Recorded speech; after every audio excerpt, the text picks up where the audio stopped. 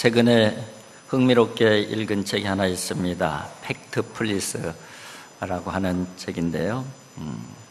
사실 충실성 이렇게 그 번역을 하더라고요. 사실에 충실하는 것, 이것이 얼마나 중요한가 하는 부분들을 다루고 있습니다. 앞쪽에 13가지의 질문을 던집니다. 노벨상을 받은 사람들, 또 기업인들, 언론인들, 정치가들, 유력한 그런 사람들에게 설문조사를 하는 것이죠. 그런데 정답을 맞춘 확률이 약 16% 정도만이 정답을 맞췄대요.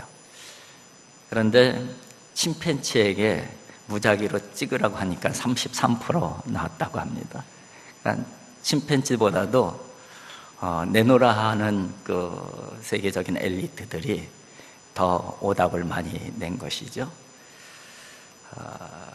그 이유를 팩트에 근거하지 않았기 때문이다, 이런 관점으로 적응하는 것이죠. 어떻게 보면은 보고 싶은 것만 보고 주관적으로 보고 그러면서 평가하고 판단하니까 오류가 많이 생겨지는 것이죠. 그런데 본질적으로 인간에게는 이 팩트에 접근하지 않으려고 하는, 팩트에 접근하지 못하게 하는 그런 본능들이 있다는 것이에요. 근데 그 본능들을 10가지 본능으로 이렇게 쭉 설명을 하고 있었습니다.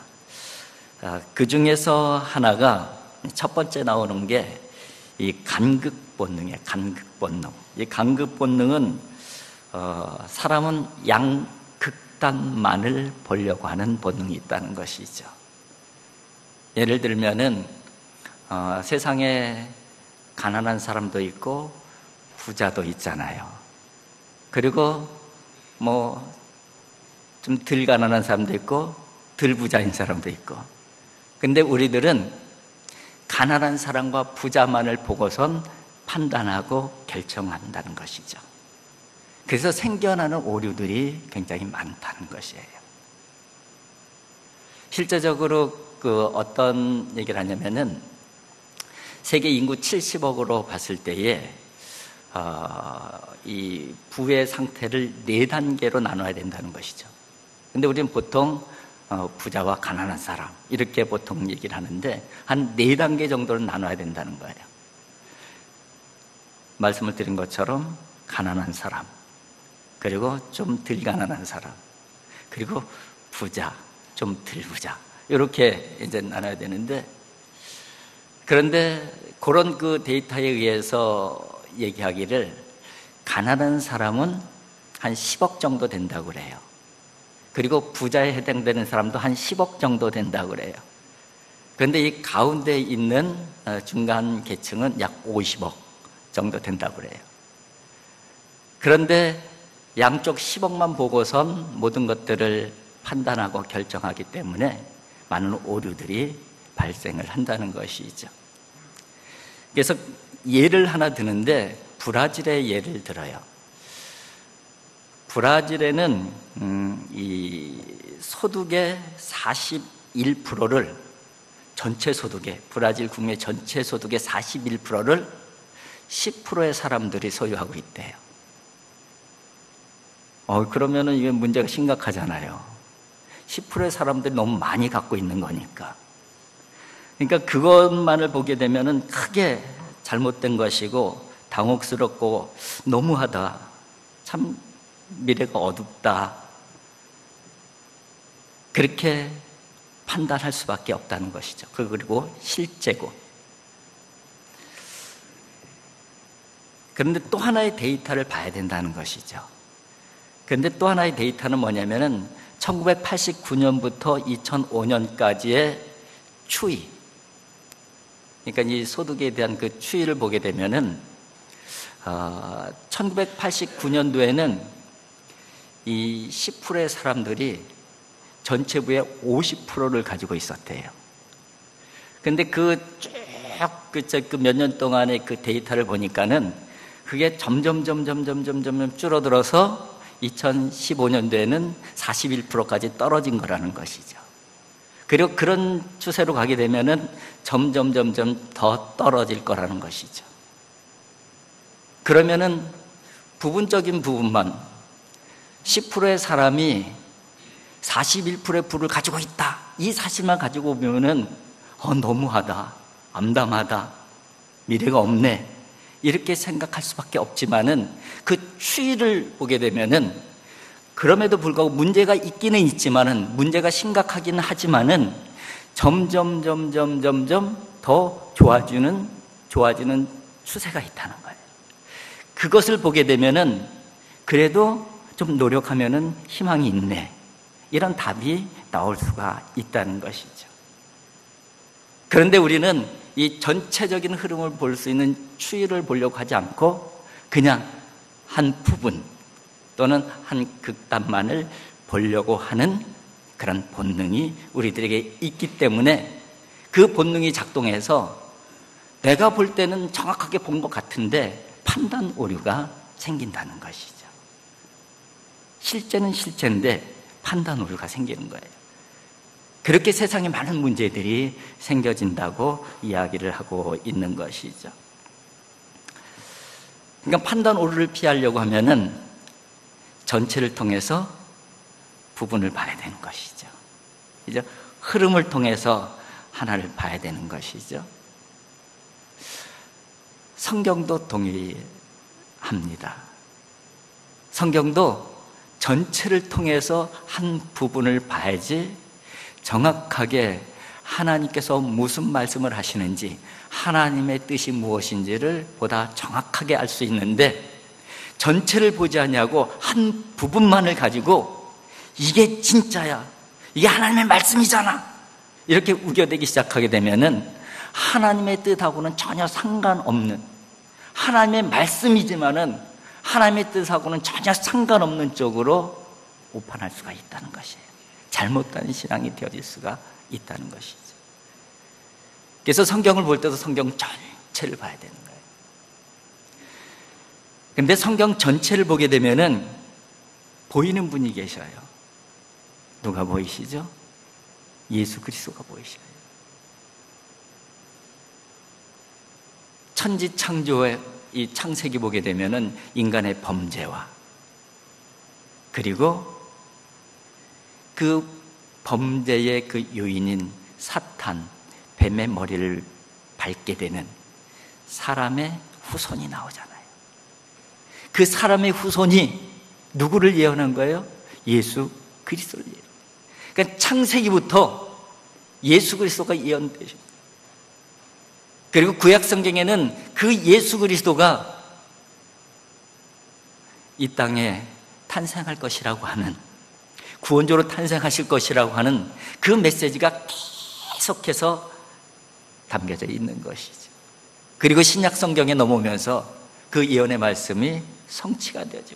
예수님이 탄생하신 것이. 그리고 예수님께서 구원 사역을 감당하시고 하늘로 승천하셨어요. 그리고 승천하시면서 다시 오시겠다고 약속하신 그 약속에 대한 내용이 기록이 되어져 있죠.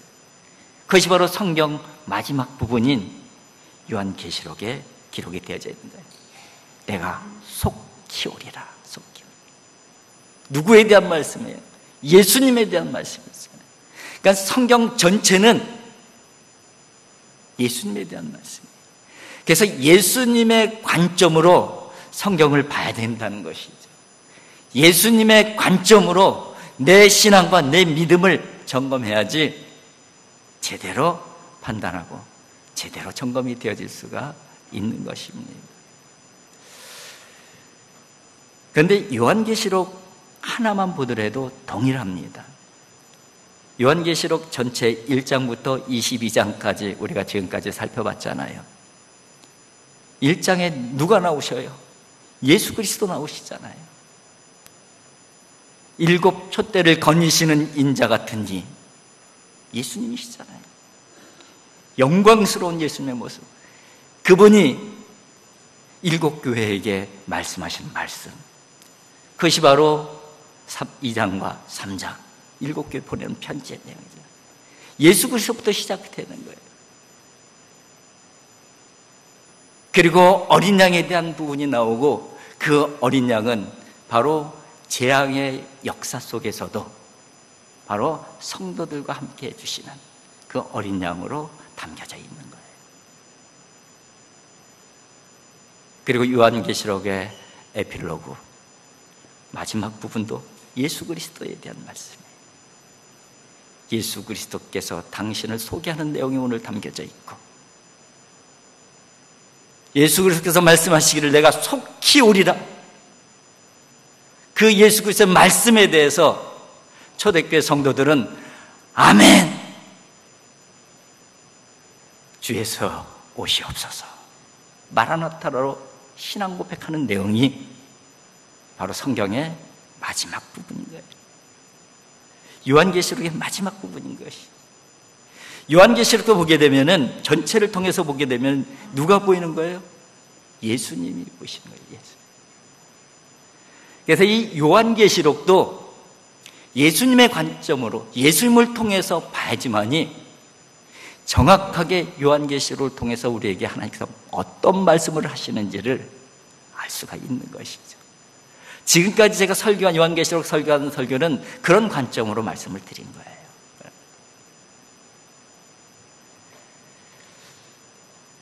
근데 오늘 본문에 보게 되면은 예수님께서 당신 자신을 소개하고 계셔요. 근데 두 가지로 당신을 소개하십니다. 오늘 본문 말씀 12절부터 16절의 말씀인데요. 13절에 보면 이렇게 돼 있어요. 나는 알파와 오메가요, 처음과 마지막이요, 시작과 마침이라. 예수님께서 당신을 소개하시기를 나는 알파와 오메가다, 처음이고 마지막이다, 시작이고 마침이다, 그렇게 말씀하고 계셔요. 여기서 우리가 꼭 기억해야 할 사실 두 가지가 있습니다. 하나는 주님께서 시작하셨다는 것이고, 주님께서 끝을 내신다는 거예요. 그리고 또 하나는 주님께서 시작하신 그 일의 끝은 재앙이 아니라 평안이고 미래이고 희망이다. 재앙이 아니라는 거예요. 근데 요한계시록에 보게 되면은 심판과 재앙에 대한 내용들이 너무 많이 있다 보니까는 이것을 잘못 말하는 이단들은 재앙에 대해서, 심판에 대해서만 얘기를 하면서 공포심을 조장해 갖고선 자기들의 목적을 이루는 데 말씀을 사용하고 있어요. 근데 요한계시록의 말씀은 그 말씀이 아니에요. 너희를 향한 내 뜻은 평강이다, 미래다, 희망이다. 예레미야 선지자가 고백한 말씀이시잖아요.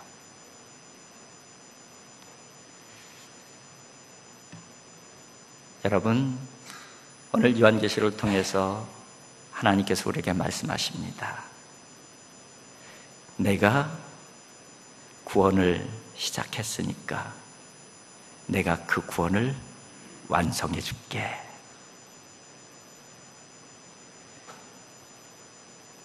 우리는 때때로 넘어지기도 하고 깨어지기도 하고 숨기도 하고 도망가기도 하고, 때로는 사탄이 우리를 공격합니다. 방해하기도 하고 시험하기도 하고 유혹하기도 하고 힘들게도 하고 아프게도 하고.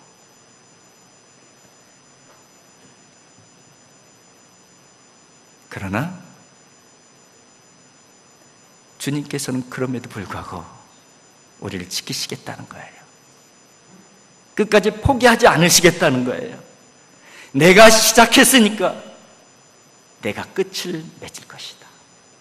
내가 시작한 구원의 역사는 내가 반드시 이룰 것이다. 내가 시작한 하나님의 나라는 내가 반드시 완성시킬 것이다. 그 하나님의 메시지가 담겨져 있는 말씀이 나는 알파와 오메가다. 그 말씀이에요. 그 말씀. 여러분, 저와 여러분들이 이 믿음으로 살아가야 돼요. 이 믿음으로 살아갈 때에 우리는 어떤 상황 속에서도 인생의 의미와 기대와 희망 가운데 살아갈 수가 있는 것이죠. 초대교회 성도들이 바로 그 믿음으로 아멘 했던 거예요. 그 믿음으로 주 예수여 오시옵소서 그 고백을 한 것이죠. 두 번째 예수님께서 당신을 소개하신 내용은 16절인데 16절은 같이 한번 읽어보도록 하겠습니다. 16절입니다. 시작. 나 예수는 교회들을 위하여 내 사자를 보내어 이것들을 너희에게 증언하게 하였노라. 나는 다윗의 뿌리요 자손이니 곧 광명한 새벽별이라 하시더라. 나는 다윗의 뿌리요 자손이다. 다윗의 혈통을 통해서 이 땅에 왔다는 말씀을 하고 계시죠. 그런데 그분은 누구라고요? 광명한 새벽별이다. 그렇게 말씀을 하고 있습니다. 새벽별은 가장 어둠이 지쳤을 그때에 밝게 뜨는 별을 의미하는 것이죠. 역사의 가장 깊은 어둠 가운데 있을 때에 희망의 빛으로 우리를 비추시는 분, 그분이 바로 예수님이시고 그게 바로 나다. 그렇게 말씀을 하고 계시는 거예요. 광명한 새벽별, 이 안에 담겨져 있는 주님의 마음은 그런 마음이 담겨져 있는 거예요. 내가 참 빛이니까 나를 바라봐. 나를 바라봐야지만이 너희들에게 희망이 있어.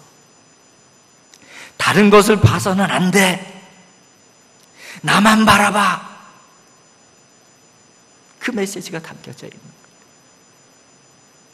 그런데 사탄은 어떻게 해요? 예수님 주변에다가 이것저것 갖다가 덧붙이잖아요. 뭐 꼭 예수님이냐고, 뭐 그렇게 고집 세우냐고. 이것도 갖다 붙이고 저것도 갖다 붙이고. 그래, 예수님 잘 믿어. 그런데 이것도 믿으면 어때? 예수님 잘 경배해. 이것도 같이 경배해.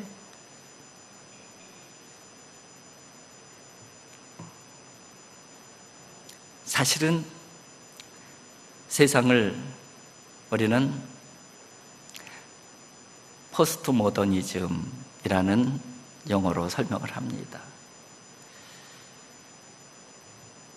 세상은 절대 진리는 없다고 이야기를 합니다. 진리는 주관적이고 상대적이라는 것이죠. 그래서 우리 신학에서도 종교다원주의, 예수뿐만 아니라 길은, 구원의 길은 다양하게 있다, 그렇게 이야기를 하고 있습니다. 멋있잖아요. 합리적이잖아요. 폭넓은 것 같잖아요. 근데 멋있긴 한데 성경은 반대로 얘기를 하고 계셔요. 성경은 그렇지 않다고 말씀하셔요. 구원받을 만한 다른 이름을 우리에게 주신 일이 없음이라. 사도행전 4장 12절입니다. 다른 이로서는 구원을 받을 수 없다니 천하 사람 중에 구원을 받을 만한 다른 이름을 우리에게 주신 일이 없음이라. 성경은 그렇게 말씀을 하고 계셔요. 예수님께서도 직접 말씀하시기를 요한복음 4장 6절에 예수께서 이르시되 내가 곧 길이요 진리요 생명이니 나로 말미암지 않고는 아버지께로 올 자가 없느니라. 우리는 둘 중에 하나를 결정하면 되는 거예요. 성경을 믿든지 세상을, 교훈을 믿든지 자기가 믿는 대로 살아가면 되는 것이죠.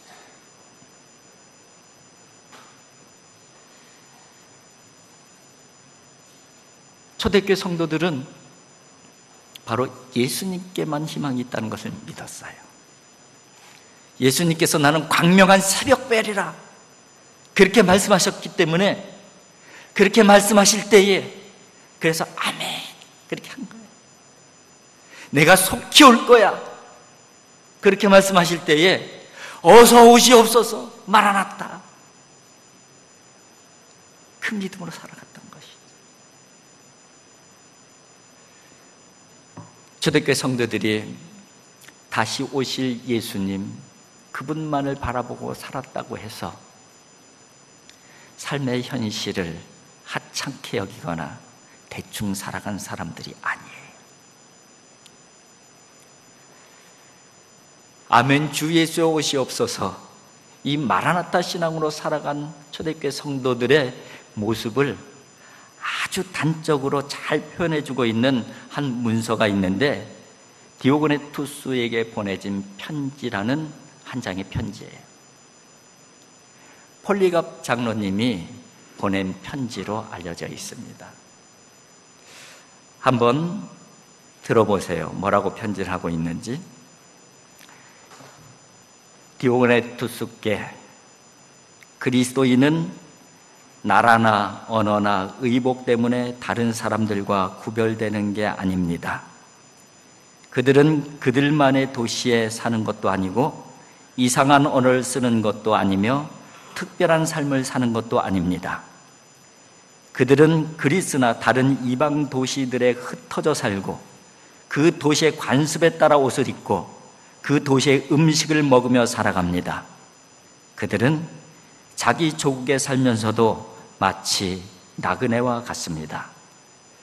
시민으로서 모든 의무를 수행하지만 외국인과 같이 모든 권리를 누리지는 못합니다. 다른 사람들처럼 결혼하여 아이를 가지지만 아이를 버리지는 않습니다. 다른 사람들과 식탁은 공유하지만 아내를 공유하지는 않습니다. 육신을 입고 있지만 육신을 따라 살지는 않습니다. 지상에서 시간을 보내고 있지만 시민권은 하늘에 있습니다. 그들은 주어진 법에 순종하지만 그들의 삶은 그 법을 초월합니다. 그들은 모든 사람을 사랑하지만 사람들에 의해 박해를 받습니다. 그들은 가난하지만 많은 사람들을 부유하게 합니다. 그들은 능력을 받을 때 능욕하는 자를 축복하고 멸시당할 때 멸시하는 자를 존중합니다.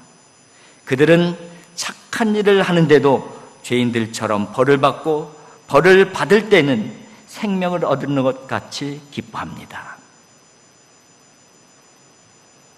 초대교회 성도들은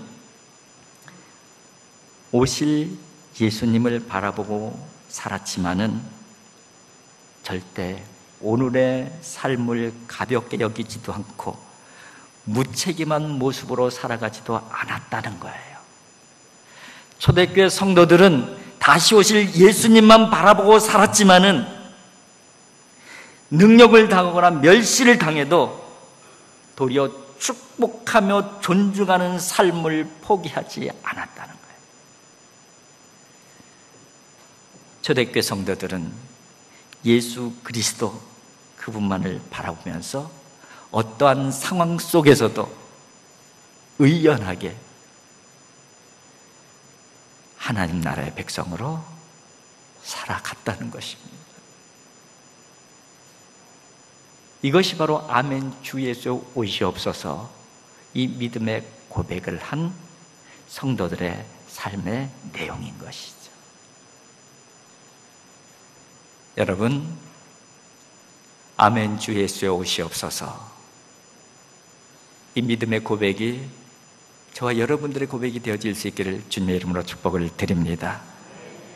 초대교회 성도들의 그 믿음의 삶이 저와 여러분들의 믿음의 삶이 되었으면 좋겠어요.